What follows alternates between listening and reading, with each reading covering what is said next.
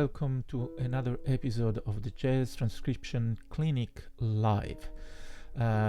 Today I just started showing you my website of the Jazz Transcription Clinic, which is this one where you can listen to all the episodes past and where you can have some info about me, but mainly, all the also website and streaming services where you can listen to the podcast and you can subscribe so you don't miss any episode. If you need a reminder, just remember that you can subscribe also to the YouTube channel so you will be notified when a new episode is coming up. And today I chose a solo by an Italian saxophone player, an artist that is quite popular abroad, especially in Japan, but also in the States, in all Europe, and also here in Australia. There are some saxophone players that are, following him. And he's a great saxophone player. He has played with a lot and numerous jazz legends. He has recorded more than 60 albums and participated in a number of collaborations, and of course we are talking about Max Ionata. I have never played with Max, but I met him on several occasions. We were playing in different bands at festivals, and he's a super nice guy, and his playing is always full of empathy, pathos, and a lot of good and heavy swing. So the solo we are focusing now is a solo he played on All the Things You Are, in a situation that I believe was a sort of workshop. He's playing this incredible solo on All the Things You Are. He's playing completely alone, so it was quite easy for me to transcribe, even because his playing is very, very clear. His timing, guys, is perfect. And I want to walk through his solo with you and also show you a new feature that has been just released on Soundslice, which is this platform I'm using for my transcriptions. As you know, if you are following me, if you have just started following me, Soundslice is a great platform where you can transcribe and type the notes in. You can do many other stuff. You can export after that your music. You can use to record your solos. You can use to slow down, to loop sections. And a new feature that they have just added now is called clips. You see here at the bottom there is written clips, where you basically can highlight some sections and then just focus on that. And we can just start listening.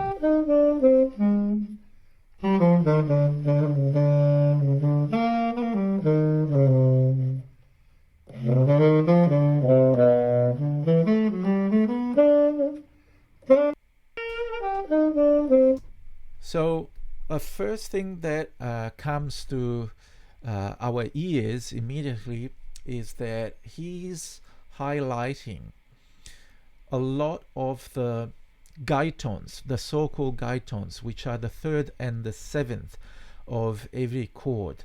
Now, if you are familiar with All the Things You Are, you know that the melody itself is built on those two notes.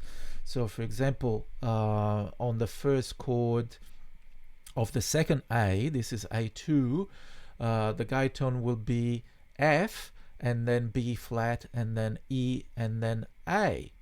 But because this is the improvisation, or he's still simply playing around the melody, so he's playing quite simple, not going too nuts yet, and he's highlighting a lot of the guide tones. For example, here, da da di da do di da do. I was a tone up, da di da do di da do. And this is almost the melody, right?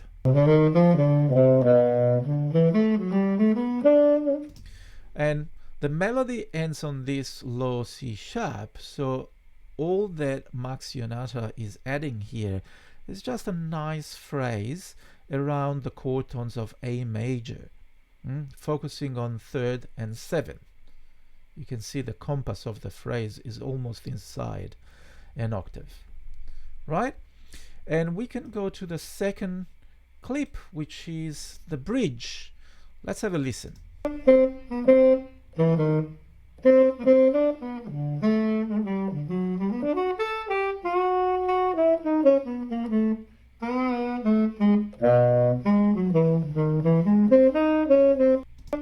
Oh, that's so good. So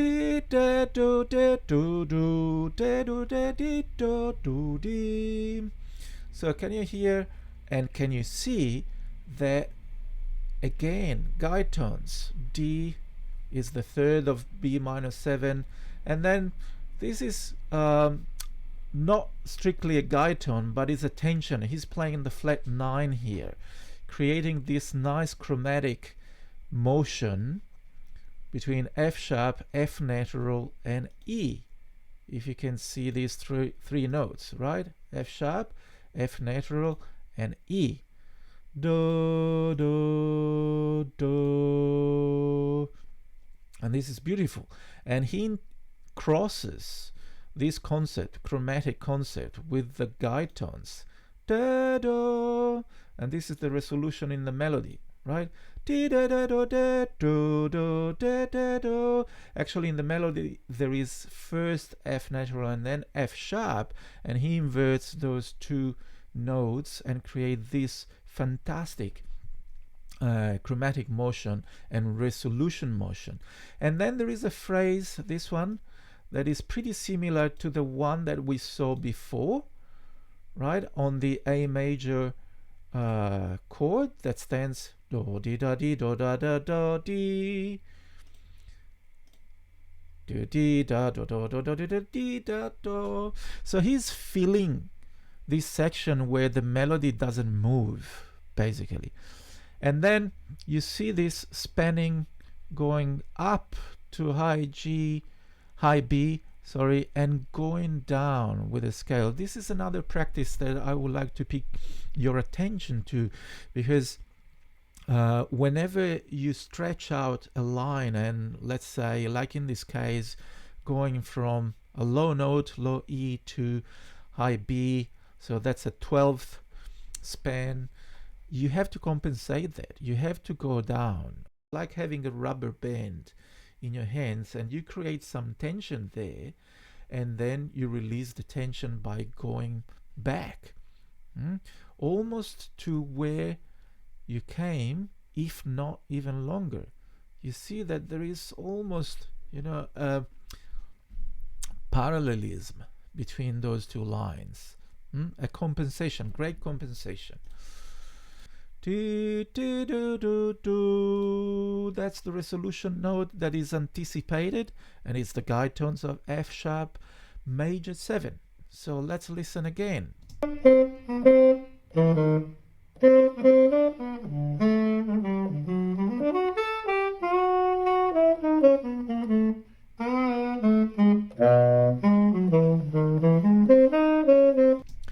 That's good. Why there is a cross on top of this D? Because he's playing with a side D key. So this is a pretty saxophonistic. We have already discussed this in a previous episode, but on the saxophone you can play also the middle D in the wrong way, using the top D key to create a smoother effect, especially when you go down. So many times Max is playing the side key when the D, the middle D, is the top note of a line, like in this case. Let's keep going. This is the last A section of the first chorus of improv, and he's still playing a lot around the melody notes, which again are the guide tones. And again, if you are familiar with the form of all the things you are, you know that the last A section is 12 bars, and it is a long procedure around the circle of fifths, and then in the last 4 bars there is basically chromatic descending turn around to resolve on B flat major here, which is the 1 chord and is preceded by the 2 and the 5 here. So let's have a listen, and then I'll spend 30 seconds explaining what's going on here.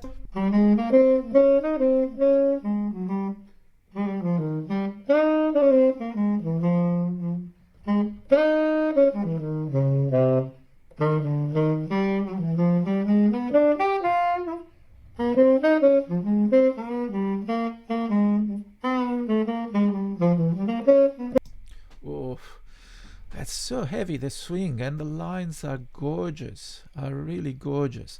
Again, there is another D here on the resolution, which is the highest note of this phrase that he's starting here, so he plays with the side key. And if you notice, there is almost a glissando between D and C sharp. It's like for guitar players when they bend the notes, isn't it? All right, so again, guide tones are highlighted in green on my Soundslice, and this is also the melody notes, right? Do, do, di, do, di, do, ba, do, do, do, do, di, do, do, do, do, do, di, right? So there is the melody always going on, and there are the guide tones. Look at that. How many times the guide tones happen on the first beat? Many times. Or the first note of the phrase. Look. Boom. Boom. So that's how probably Max is thinking there. Or I mean, he's not thinking deliberately all those things, but he's practicing. Hours and hours of practicing around the guide tones, around the chord tones, how to go from one guide tone to the next guide tone, connecting those two notes in a nice and smooth way. This is how we practice. This is how we improve our phrasing, and this is how we sound very, very in tune with the harmony, right? Because we are touching the sensitive notes, but we are making a good sense of it. And then, of course, if you keep at the back of your mind the melody in the background, that's it. You don't need much more than that. So we can now go to the second chorus, where something different happens, of course, because he has played the first chorus and he's played pretty much around the melody, or probably that was just the melody. We don't know. A kind of elaborated melody. So the second chorus could be the first improvised chorus. And I have used different colors because I would like to stress about some new ideas that are appearing here. In particular, we can talk about development of ideas that is going on here, and how Max is able to develop and stretch his own ideas to make his phrasing more complex, more dense. You can tell that this is one whole chorus and it's more dense. So let's just listen first, and then, as I said, we can talk a little bit.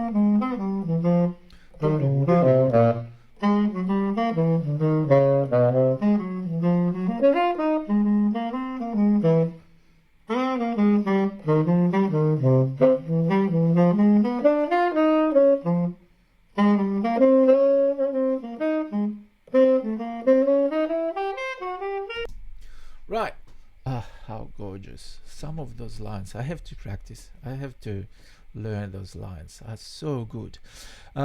So there is still a lot of focus on the guide tones, third and seven, you know, that very often are also the landing notes.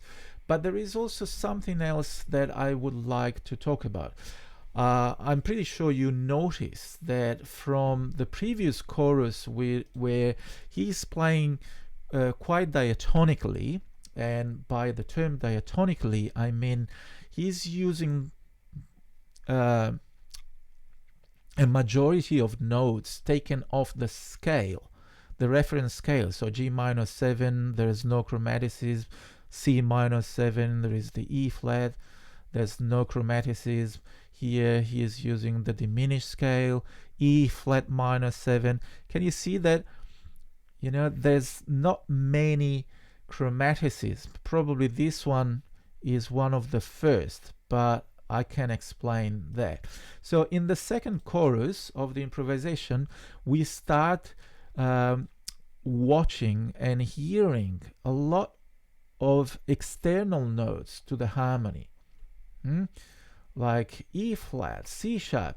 Basically the notes that I marked in orange are external to the harmony. What does it mean? It does mean that create more tension because you are touching some notes that are not part of the chord, so you will create a dissonance and you will create more tension. But Max in this case is using a well-known technique that is part of the bebop language called Enclosures, where you basically surround the target note, that in this case I put in blue, with two different notes that most likely are very close and around the target note, very often a semitone or a tone.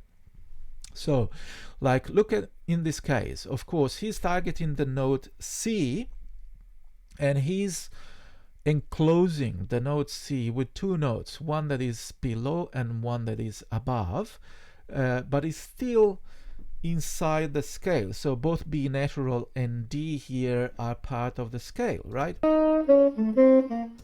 D da do da do, right? But then what happens? Do di do da. The chord is F7 and he plays G, which is fine, and then B flat, which, you know, we need to handle the fourth on a major triad with care because it can be dangerous, and then goes down to G sharp because the target note is A, so B flat will be the semitone above, G sharp is the semitone below, and then the target note is A, creating this nice chromatic effect. Do di do do whip, right? And now even if you don't hear the harmony, you kind of hear that there is some tension created here that resolves on the A. And again, the target note is D, so the seventh of E flat major 7, again a guide tone, and then he prepares that resolution, creating the tension with the semitone above, the E flat, and the semitone below, the C sharp, right? Resolving.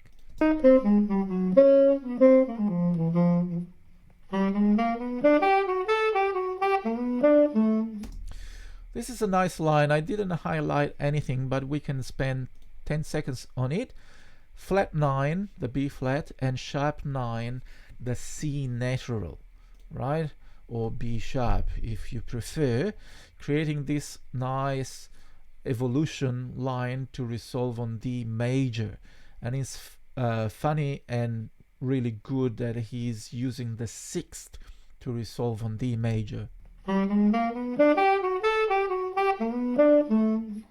Oh, I like it. I like it so much. This is a very common thing, using both the altered nines over a dominant chord to create this effect.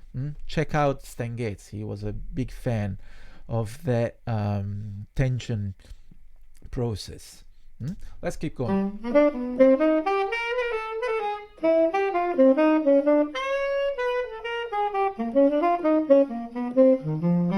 Whoa, this line is gorgeous, and it's very long. So he starts here with a A major triad because the next chord is D minor 7, and this is just an arpeggio with both the sevens. You know, major 7 starts here and then landing onto the minor 7 and then using those notes to create this descending motion.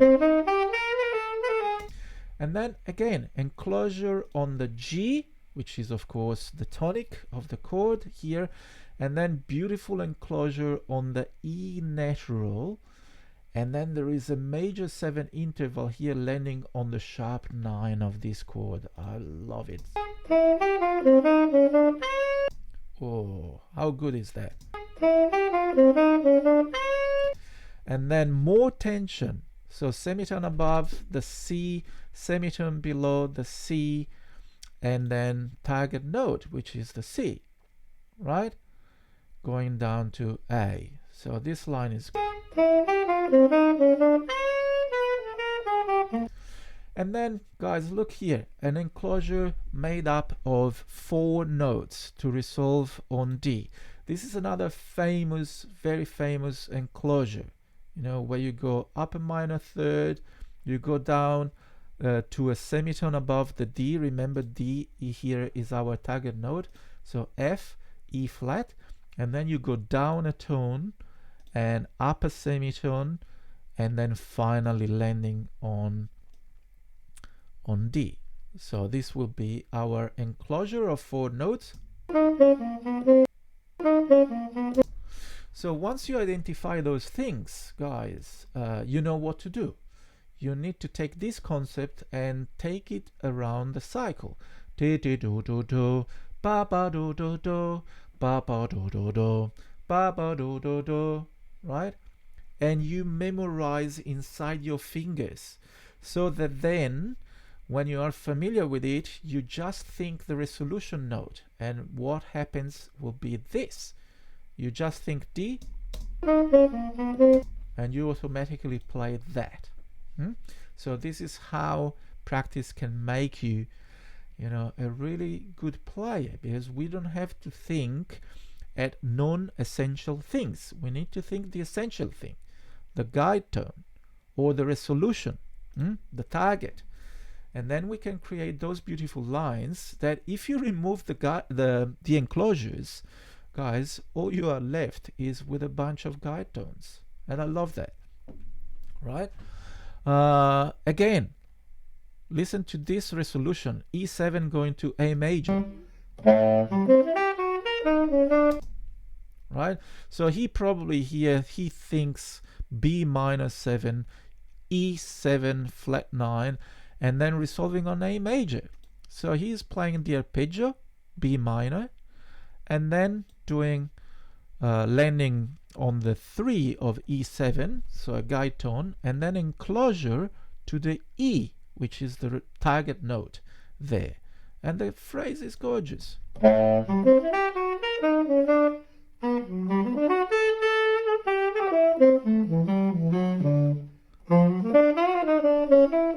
Oh, that's so good. Again, this is almost, you know, an F minor major 7 arpeggio. If I write here instead of G sharp, if I write A flat, you can see that is A flat, C, E, and then G, A flat, G, F, E, and E flat possibly. So we can easily take and say that you can play what is called E superlocrian, which is the 7th mode of F melodic minor ascending scale.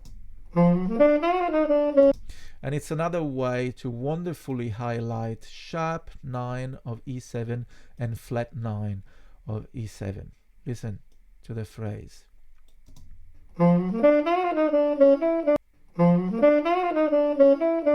Right? Beautiful. And then again enclosure resolving on C sharp.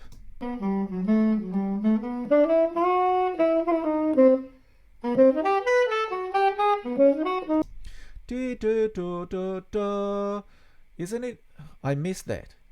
This is exactly the same enclosure that we found before. This one, da da da da da. But the target note is different, is A sharp, so minor third above, and then a semitone up, a tone down, a semitone down, right? This one, da da da da da, and is resolving on the third of the next chord on beat 1, exactly like before. This is exactly what I was talking about. When you practice this over and over and over, hours and hours of practice, it will be automatic. You don't have to think. You think the target note, you can predict that the target note is there, is the A sharp up there, and you can simply, you know, throw in that enclosure made up of 4 notes.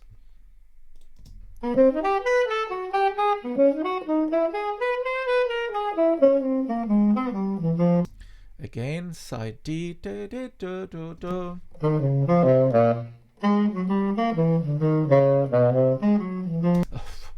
I like it so much, this one, because from here, look at that. Target notes are A, F, D, and G, right? All very common and simple notes on those chords. The chords are F dominant and B flat major. So he could have played da, da, da, da, but that would be a very, very naive line. And instead, he's playing just by adding enclosures, and these are the same enclosures that he adds: semitone above, semitone below, and target. Semitone above, semitone below, the F, and target. And then the target is D, semitone above, semitone below, and then the target is G, semitone above, semitone below. Listen.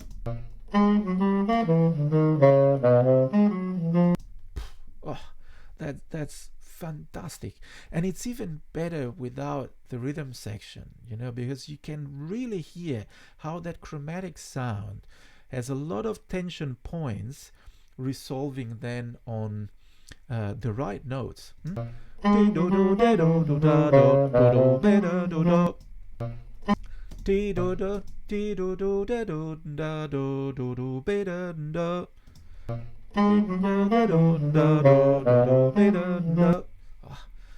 How good is that, right?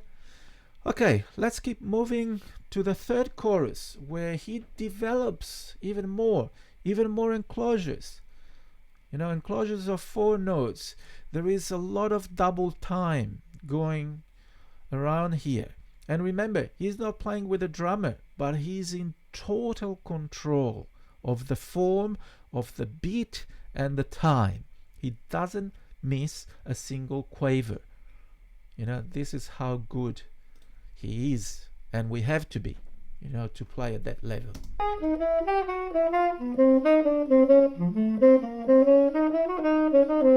Right, so a lot of enclosures, again flat 9 and sharp 9 here to resolve. Gorgeous.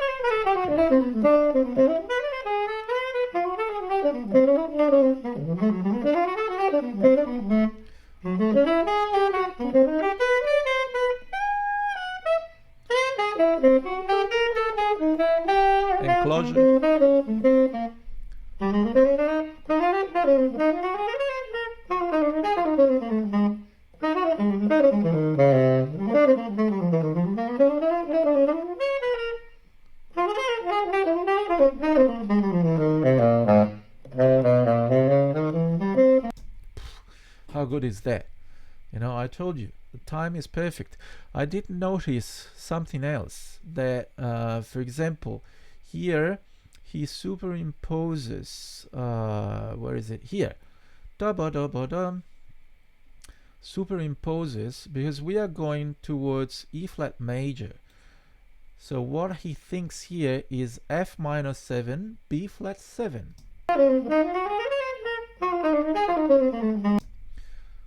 Again, the chord is B flat major 7, but he knows where he is going, so he can anticipate and change a little bit without changing the structure or the function of the harmony there. And that's gorgeous, right? And the articulation, guys, pay attention to his articulation, is perfect.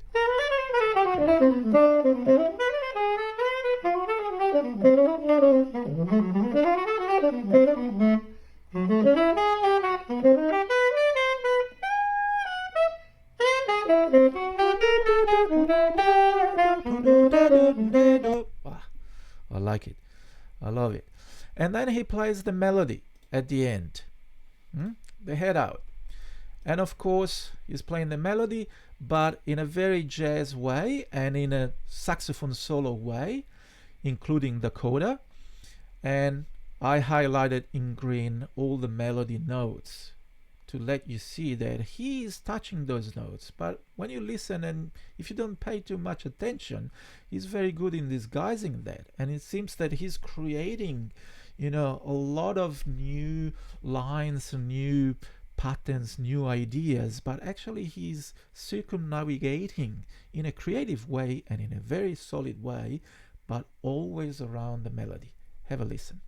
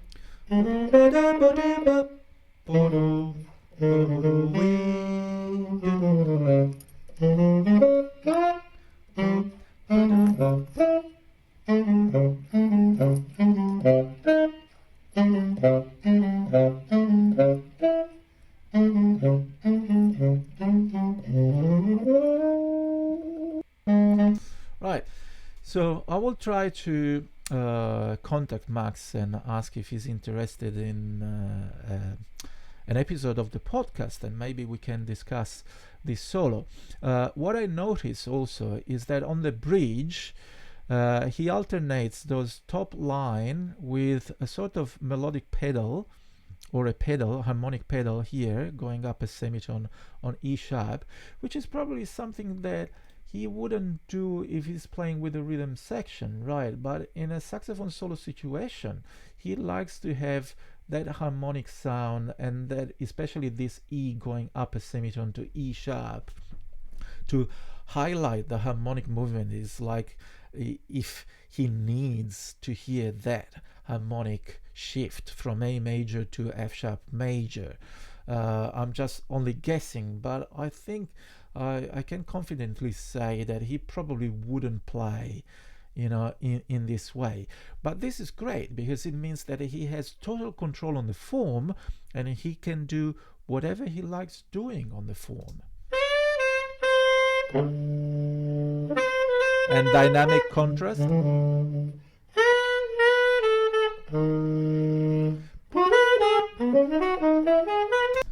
Right?